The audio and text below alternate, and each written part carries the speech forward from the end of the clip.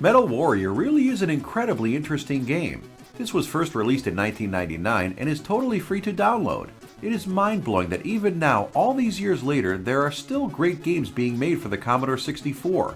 Anyway, this is no ordinary homebrew game. Metal Warrior is the first in a 4-game adventure and shooter series game that, if it was released back in the 80s, when the Commodore 64 was in its prime, would without a shadow of a doubt be a fondly remembered game series now. The game is set in the future in a time when mankind has gotten really violent. So violent that just walking down the street is likely to result with you getting a bullet in the head. You play the role of a guitarist called Ian. Ian is trying to solve the murder of a hair metal band member.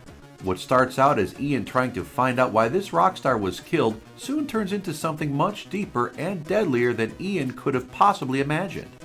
The game is very story-driven and does feature numerous text boxes that move the story along.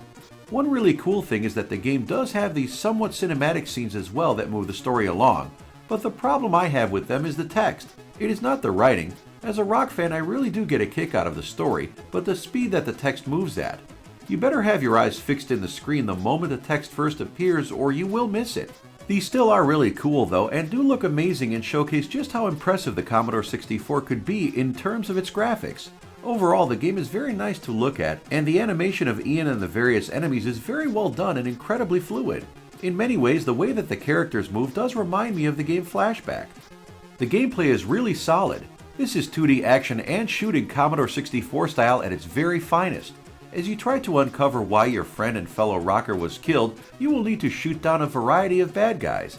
You do this by getting hold of some really cool weapons and items. Changing weapons can take a little while to get used to, but it is not game-breaking or anything like that. It is just a little odd, that is all.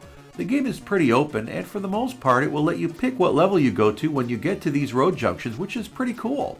Also, the game lets you go in all 8 directions, which is really impressive. In all, Metal Warrior is a really fun game, but it is a little on the easy side. Still, it is well worth playing, though actually I would say that chances are, if you play this and enjoy it, you will no doubt want to play the other 3 games in the series as well.